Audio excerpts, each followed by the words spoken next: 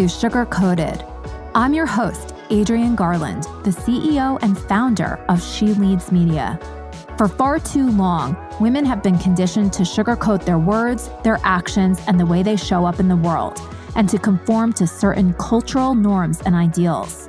This is inherently designed to keep those who are outside of the norm from gaining power, prestige, wealth, and influence, preventing more women from being recognized and respected as the powerful leaders that we truly are.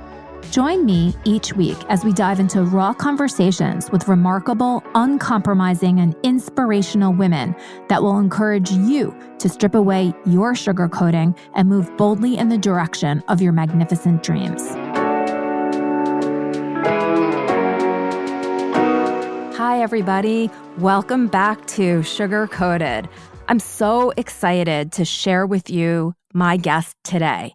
Her name is Tamar Hermes, and she is the wealth building concierge. Tamara is an author, a business owner, a real estate investor, and she writes for national publications like Entrepreneur Magazine. I have been just listening and absorbing and reading so much content lately about real estate investing. And it's just magic that Tamar and I are speaking today. So I can't wait to learn all that I can about investing in real estate, building wealth. It is so important for women in general to have command of their own wealth. It is something that I truly believe empowers us to make decisions and to help society. So what you're doing, Tamar, it's critical for all women. And I'd love to introduce you to the sugar-coated audience, have you tell them a little bit about yourself, and then let's get right into what do we need to do today to start building wealth for tomorrow. Awesome. Thanks for having me. So what I do today is run a company, Wealth Building Concierge, where I guide women to become financially free through real estate investing.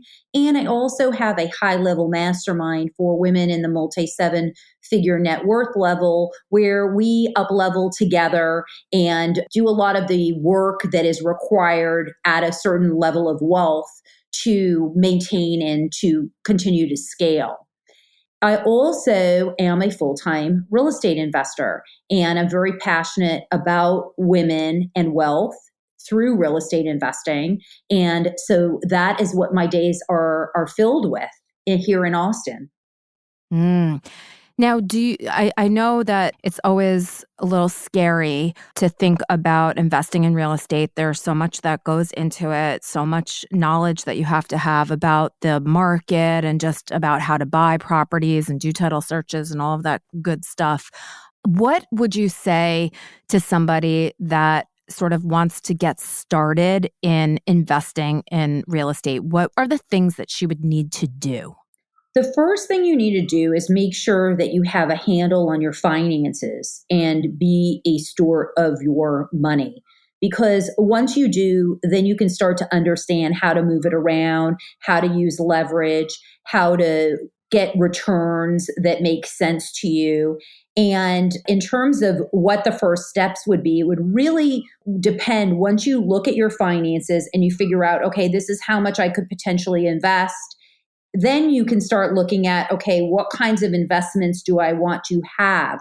Do I want to have my own portfolio, or do I want to be an investor that partners with other people that are more experienced than I am and participate in the returns? That is called a passive investor. So you can be a passive or an active investor. I'm a combination of both. That's amazing. And I love that you talk about this, because I think sometimes people feel that they might not have as much knowledge. They might be afraid to do something like this. How does one go about identifying someone who is, trustworthy and credible to partner together with to be a passive investor in real estate? The interesting thing about that question is that what I find in answering it is it's the same thing with building a business. It's the same thing with hiring a nanny. It's the same thing with everything that we do.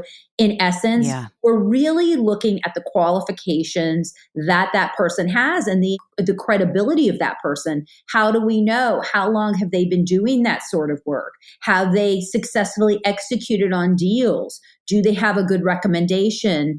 Do they have good referrals? Do they answer the phone quickly when you call? All of those things play into it. Now, naturally, you're also going to be looking at certain variables inside of the deal. How do they have the deal structured? Does it make sense to you? And with that, you sometimes need a little bit more knowledge in terms of what to look for to see whether or not the deal is structured correctly and in a way that makes sense to you. But a lot of times, if you pick a seasoned enough sponsor, is what we call the people that run the deals, the general partners of a large investment, then they generally will be fairly responsible and will be looking out for their own money as well as your money. The other good thing to check with partners like in these real estate deals where you're going to be passive is to find out if they have some of their own money in the deal. Because if they have their own Mm-hmm. money in the deal, that means they have what we call skin in the game. So if they have skin in Yep. the game, then we know that it's not just my money that's being invested, but it's also their money. Yeah. Now, I love this concept so much. Do you find that some of these larger investment, I don't even really know what to call them, but collections of people like this, are they typically put together by men? And so, as a woman, you have to also recognize how you're going into this relationship, or have you seen more and more women like emerging as the people who are putting together these larger investments? So the deals are generally called syndications. That's generally what we call them. Syndications. Mhm. Okay. And then also, that way, if any of the listeners are looking, they can kind of start Googling syndication deals and learn more about that. And then, as far as the male to female ratio, there are a lot of women in the space at this point, but we are still 30% investors, men to women, 30% being us as females. So I always like to say that I like to look at people first. And I have a Hmm. lot of male partners that are wonderful people that I like just as much as I like my female partners. So I really Yep. look more at the deal first, but it is male dominant still in this space. Yeah. Yeah. But I do agree with you. I think that more and more women are starting to get comfortable with putting together these syndications, if you will. And I think that it's a societal issue, right? It's like if women were paid equally and had the same opportunities, for all of the years that the men had, they might be more able and open to creating syndications of their own. Is that something that you see happening in the future? There's a lot of women that run syndications and are in the space and know how to manage investors. I syndicate deals. So You do. yeah, so there's a lot of women in the space that do that kind of work. And as far as the reasons why there are more men than women, I think you're right that we haven't been in the workplace as long. Generationally, we were at one point we couldn't vote. At one point we couldn't buy own real estate. So we've come a long way, baby, and it's awesome. Yeah. And at I the agree. yeah, and at the same time, there's absolutely no reason why women can't be in charge, and we're seeing more and more women in charge all the time. Hmm. So Tamar, let's rewind back. How did you get into this area? So for me, it was by default. Early on, when I was an executive in the entertainment industry, I realized that I was trading time for money and looking for solutions on how I didn't have to pay rent anymore. And what is the solution? The solution is to buy your own property, pay a mortgage, and have a tenant. So that's what I did. And then from that Mm. point on, I really saw how wonderful real estate was. But I was very nervous because I didn't know a lot of people in the space and I was afraid of losing my money. I was afraid of making a mistake. So I worked at my own pace to build portfolio. And then as I got more and more comfortable, I began to branch out with partnerships and learning different ways to invest until we're here today, where I've been doing it for a while and I really enjoy the creative process of all that's available through real estate. That's amazing. I'm so inspired by you. I love this way that you put it too. There was a problem and you brainstormed a solution and then you went out and you tested that solution to see if it worked and it did. And then you took it slowly to really build it out. Now you're obviously investing in real estate, putting together these syndications, doing all of that. But then you didn't stop there, if you will. You said, how can I help other women to do this? And when did you say to yourself, I can't kind of hold all this information for myself. I really want to help other women see that they can do it too. I think it was at a certain point where I realized that I had figured out how to make enough money and live comfortably for myself, and just realized that the most rewarding things that we do in life have to do with our contribution to others, and Mhm. felt that my cup could runneth over more if I was more generous and if I would think more about others. I was afraid because I didn't grow up with a lot. And I really felt like I needed to hold all my cards close to protect myself and my family. And so it took me a while to break through a lot of the barriers that a lot of people, not only women, but especially women, have around money, and how to expand our capacity and what we're capable of, because women, I think, really ultimately are capable of even more than men, because we are social creatures and we're just able to connect and make relationships and create opportunities. I agree with you. I mean, and again, I've said this before, I definitely think that we need a balance and a mix of all kinds of people to, truly have a world that we all want to live in.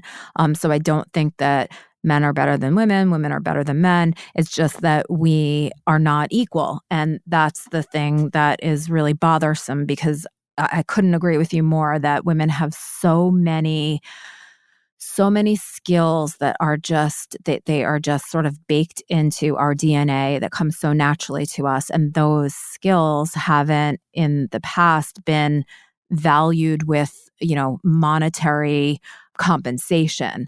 I do think that there's recognition that women are these forces, and we just have to find the right vehicles in order to sort of extract that value.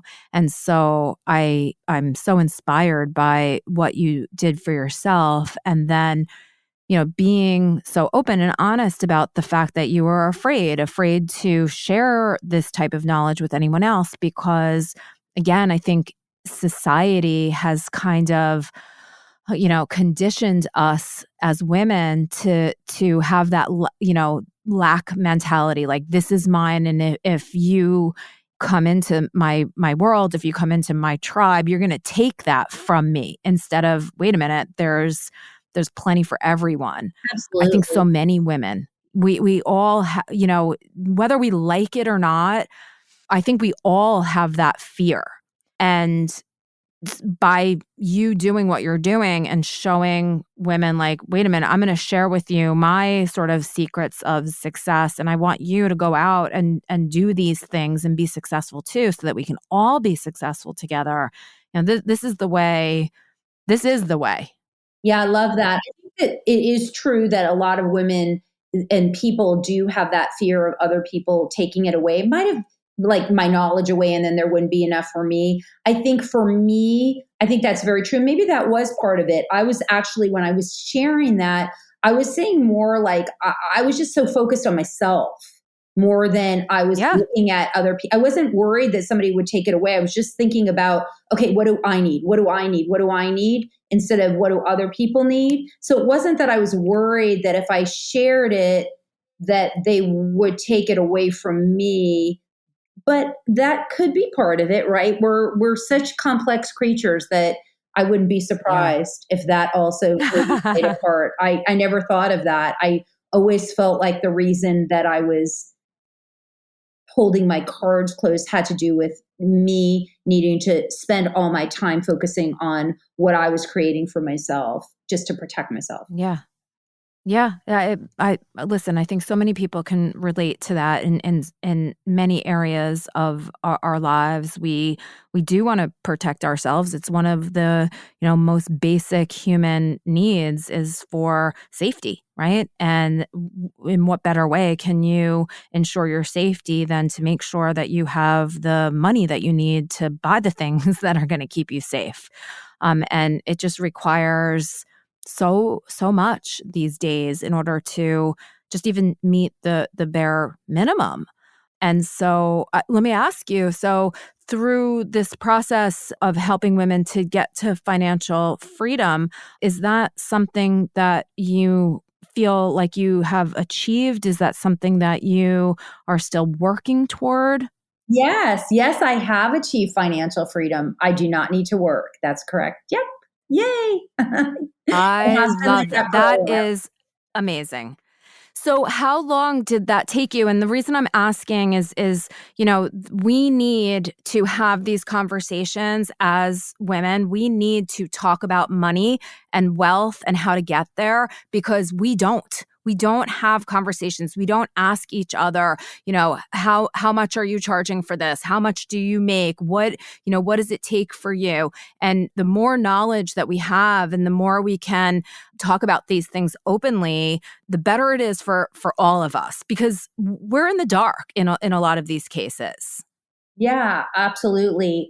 As far as how long it took me, I don't think that there definitely are formulas and there's definitely thoughts about how long it takes to achieve financial freedom, but honestly, if you think about it, what financial freedom means for me may not be financial freedom for you. So, if I'm Of course. happy living in a small house in a suburb and paying off my house and just going on vacation a couple times a year, living a comfortable life and having great neighbors and eating at the local restaurant, I may not need as much money as if I live in a big house in Austin, drive a Tesla, you have my kids going to private school. There's a lot of different things, right? So we really Of need to course. assess that for ourselves and decide. And the biggest issue about finances, money, freedom is that most of us don't stop and think about how much we really need and how much we really want. So it's just Yeah. what we do is we just say more. Yeah. And what happens with just more is that we end up chasing more, but we don't have a goal. So anything we do in our lives, we say, okay, I want to go to Hawaii next year on June 24th for 3 weeks. We have a set deadline, a set goal. We know exactly what we're doing, when we're doing, we know how to get there. But with money, we just say more, and more is elusive. It doesn't give Yeah. ourselves any framework to achieve the goal. So we really need to sit down, set up the amount of money that you want, set up the amount of money you need, do certain calculations based on how much interest you can make and what you can make from your properties and what you can do. And then you can come up with a financially free number. So my number is not going to be like your number. Yeah. No, my number is high. My number is Because high. I not only want to go to Hawaii, I want to live there. That's awesome. Yeah, and to do that, it's crazy because the real estate in Oahu or Maui, where either one of those is where I want to be, the real estate prices are astronomical, to say the least. So I think that it's such incredible advice to give to really set a goal, right? To not shame ourselves into wanting what we want, right? So if we do want that house in Hawaii, and maybe it's not a $30 million mansion, but maybe it is the $1 million, 2-bedroom condo, to own that and to say, this is what I ultimately want. Because if we don't sort of even put those stretch goals out there, we're never going to even get there. So I think that taking a step back, having the mindset to be able to take a step back and to really think about what is it that we need and then what is it that we want is an incredible starting point. Absolutely. And the other thing about property in Hawaii, yes, it is expensive. And yes, if you go on to the MLS or you call a realtor, you're going to be paying top dollars. But there are ways that you can be crafty. You can write letters and find off market deals. You can do a lot of different strategies if that's what your focus is. And you can make some headway. Even with a realtor, sometimes they know about people that decide that they want to retire and get rid of their portfolio. And then you can get one of their properties for a win-win scenario. I think that part of it is always looking, once we decide what we want, like you said, not feeling shame about it, but also there's not feeling shame about it. And there's also being bold about it. Yeah. So it's almost like if you really want it, you kind of got to claim it, because if you don't claim it, someone else is going to claim it. Yeah. So it really is a matter of not thinking in terms of that certain things are out of our reach or they're expensive or maybe someday, but really thinking, okay, how can I get this now? How can I get it next year? How can I reach toward this goal? And how can I create a framework to get there? And I know with my clients, sometimes they'll say, well, I want this and I want that. And I'm like, okay, well, what do you want most? What's the first thing that you want? Instead of having 5 goals, let's get the most important thing to you. And when they give me the most important thing, it's a lot easier to focus, right? Because like if you're thinking, I want 10 properties, but I also want a place in Hawaii. Well, do you want a place in Hawaii more than you want the 10 properties? Yeah, that's where you want to live. Then figure out a way to get that property. Yeah. Tamar, I'm hiring you. It's funny. I just kind of brought that up as we were talking, and when you started, just explaining like, hey, there's alternatives. I consider myself somebody that brainstorms solutions and always looks at things from a variety of different angles. And what you just said right there, my eyes went real wide. Like, what are these off-market deals that you speak of? So I'm just sort of really interested, and it's clear that you have all of this quote unquote insider type of information because you have been in this world, for so long and have so much success. And I think that's something that women need to also do, is to look to the experts and not be afraid to boldly, as you say, ask the questions. Well, how can I do it? There is a way. Like, that makes me so excited. And also, the other thing is that while I'd like to take a lot of praise for being the expert, and I do have a lot of knowledge, these days, knowledge is at our fingertips everywhere. It's called Google, and there are websites, and there are people offering all kinds of good content. If we focus on it, we can find it. Not to say that you won't move a lot faster or feel a lot more supported or confident with mentorship, but there's also resources for free. So the truth is that either way, there really isn't a reason not to create what we want to create. We live in the best of times and the worst of times, but the best of times is that we have a lot of information at our fingertips and there is a lot of opportunity. So I think you've hit on something that is super important, and we do hear about it a lot. But it's this whole idea of this money mindset, right? And even giving ourselves permission to want these things and talk about these things and know that if we want them, that we can have them, and that we, I know the word deserve is a little controversial, but if we deserve these things, why not, right? So what is the greatest barrier for women when it comes to just getting started in any type of wealth building scenario? Is it the money mindset? Yes, it's always about mindset. Everything's mindset. It's always Mm, 98% mindset and 2% everything else, right? mm.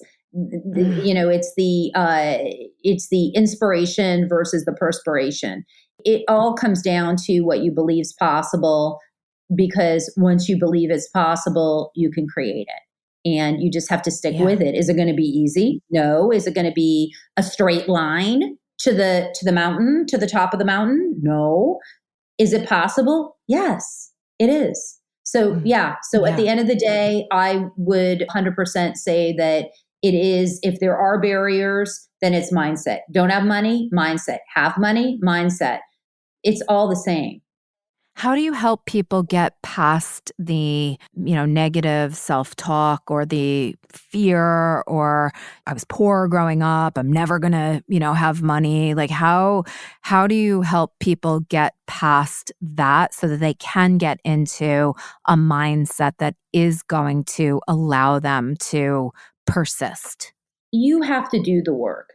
You have to do the work on yourself and decide what kind of life you have and what kind of person you want to be. There's no one that is going to do that for you. At the end of the day, it comes down to you. So, how do you do that? You wake up in the morning, you exercise, you eat right, you do the things that make you feel good about yourself, you take care of your pieces of your life that need to be handled with integrity. You step into the vision of the kind of person you want to be in order to create what you want to create. Mm, so beautifully said, and I think for many, uh, challenging. Well, yeah, if it was easy, everyone would do it. Yeah, We all have yeah, the capability. There's no question we all have the capability. yeah. What I especially like is this idea of addressing all the different parts of you, and what you just described is taking care of yourself, loving yourself, feeding yourself healthy things, taking care of your, well-being through exercise, do things that you love, act in integrity, be honest, be kind, do things for others. It starts with those fundamental, foundational practices.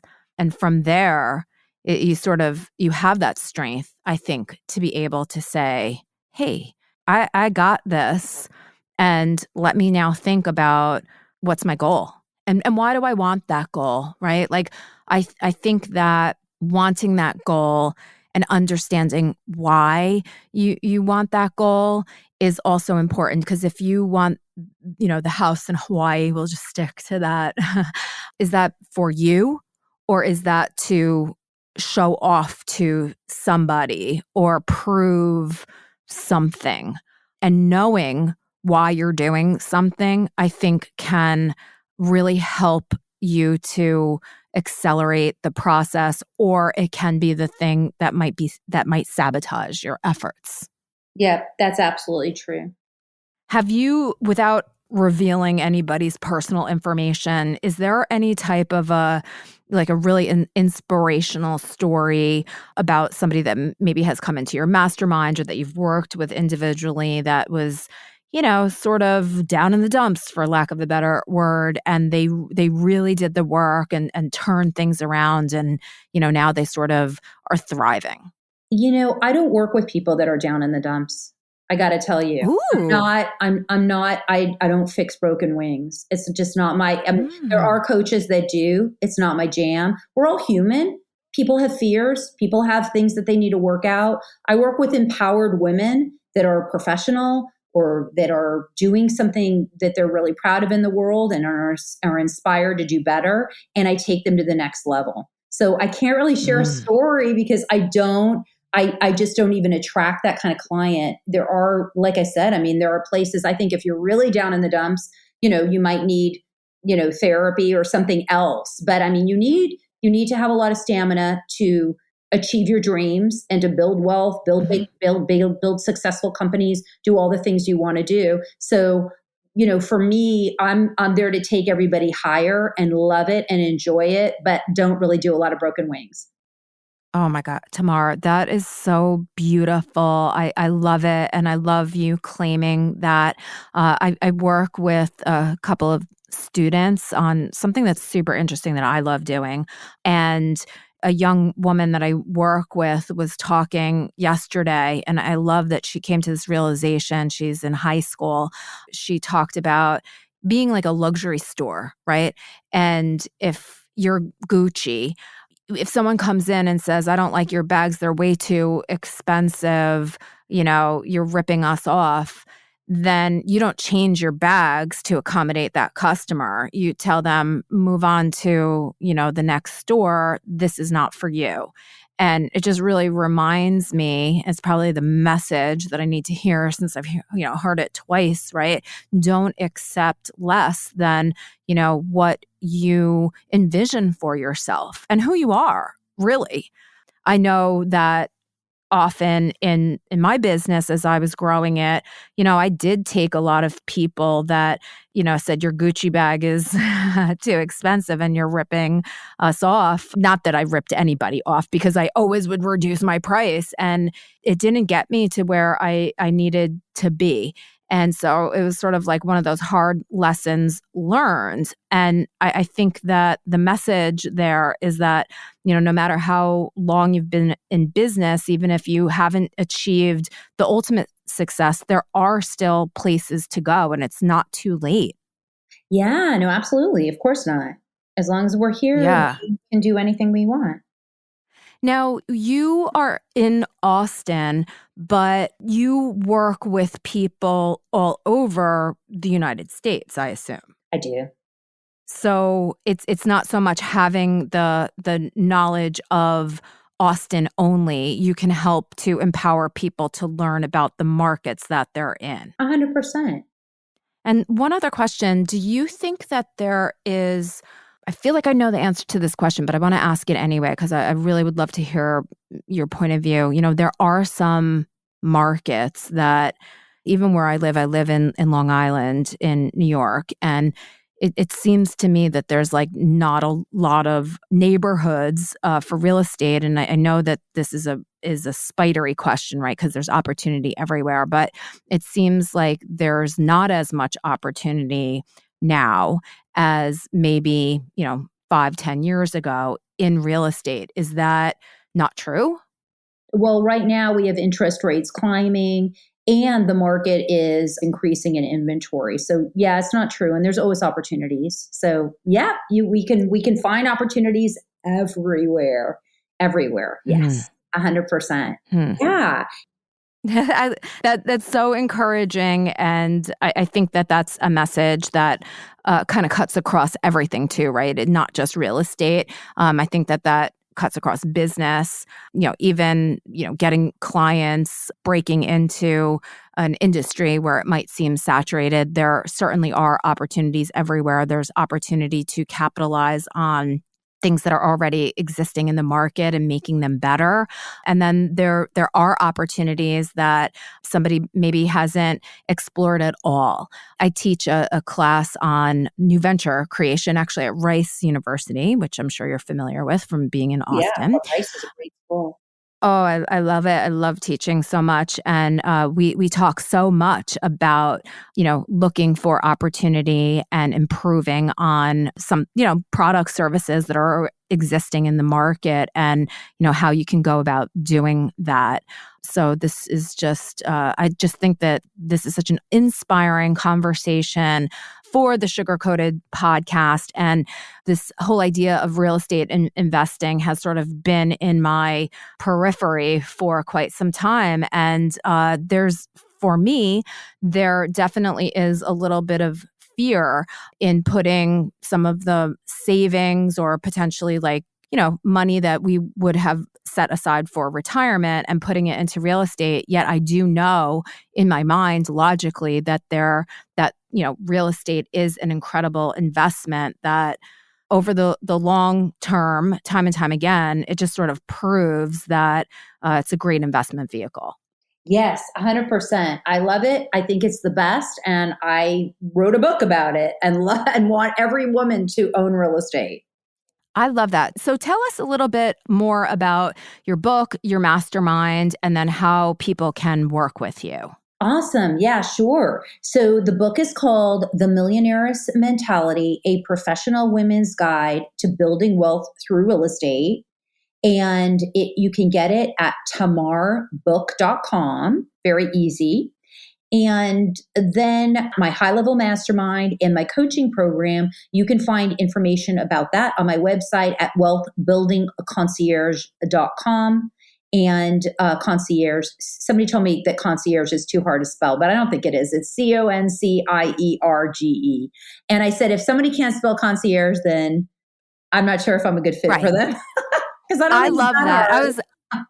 That is so funny. I was going to say that too. Like, that's the least of, the difficult things to overcome is how to Yeah, spell I would say, concierge. and it's not even so much, if you can't spell it, it's fine. Just Google it or look it up. It's not, Just or ask Google a it. friend. But if you can't figure that out, then you're probably not going to be very successful in real estate. But I'm sure Yeah. all of your listeners are very smart and will be able to do that. So yeah, Absolutely. wealthbuildingconcierge.com, and on there's application that you can find out about working with me. That is amazing. And are these groups open all the time? Is sort of a rolling basis? Do you have group classes that only open a couple of times a year? How does that work? They are open currently all the time. They are rolling. So you can join Great. anytime. Yes. Great. Well, I am going to be looking into this a little bit more. I just got my hands on your book. So Awesome. I am all about the millionaire mindset and investing in real estate and doing everything that I can to build wealth. For me, it's especially important now. I had a whole corporate career. I'm an entrepreneur now, and I love working, but I definitely am falling in love with the idea of financial freedom through real estate. Why not? Right? It's a good thing to Yeah, fall in love with. why not? Why not experiment with it and try it and see what happens, right? Absolutely. Well, I want to thank you so much for spending your time with me here today on the Sugar Coated podcast. I know that our listeners are going to get so much value from our conversation, and I can't wait to read your book and reach out to you and talk to you more, because I definitely see some real estate investing in my future. So, Tamar, thank you so very much, and I just really appreciate you spending your time with us here today. Thanks so much for having me. It was a pleasure. Bye-bye.